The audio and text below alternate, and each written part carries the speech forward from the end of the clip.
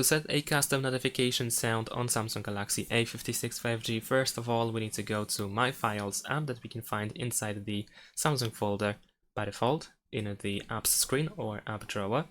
Now, over here, you should be able to locate the audio file that you wish to set as the custom notification sound. So let's say I'm going to choose audio files, and I should be able to find my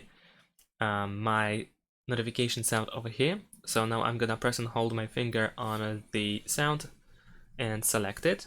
So once it is selected, we can choose to move in the bottom left corner, tap on internal storage, and then here we need to choose notifications folder and then press move here.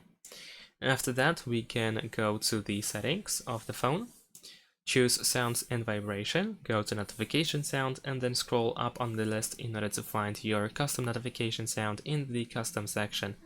You should be able to select it. And that's it. Thanks for watching. Leave a like and subscribe to my channel, and see you in my next videos. Bye.